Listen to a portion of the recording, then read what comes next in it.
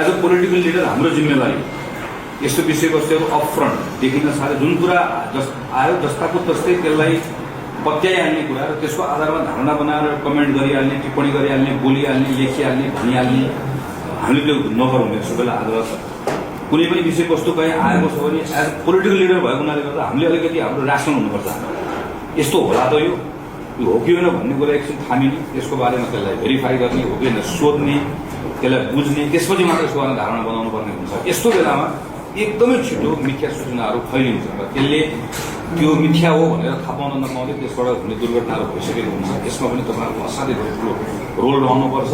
Party कार्यालय भोलि शनिबारको दिन बिदाको दिन पनि पार्टीको हाम्रो यहाँको सबै स्टाफ साथीहरू उपलब्ध रहनुहुन्छ। म तपाईँहरूसँग चाहिँ सम्पर्क गर्नको लागि अरू बेला भन्दा बढी सजिलो हुने गरिकन म लगायत पदाधिकारी साथीहरू उपलब्ध हुन्छौँ। संसदको मान्य यहाँ दलको नेतै हामीसँग यहाँ हुनुहुन्छ। हाम्रो सांसद साथीहरू पनि उहाँले जहाँ परिचालित गर्नु त्यहाँ परिचालित गर्नुहुन्छ। हामी एज अ टिम हामीले यसमा काम गर्ने हो। हामीलाई कसले के भन्छ, हामीले यसमा यो यतातिर हाम्रो चासो कम हुनुपर्छ। हाम्रो ड्युटी के हो, हाम्रो रोल के हो?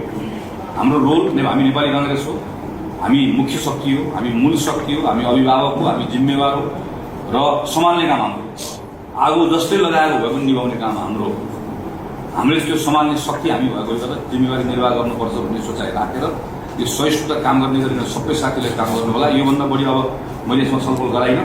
तपाईँ सबैलाई धन्यवाद।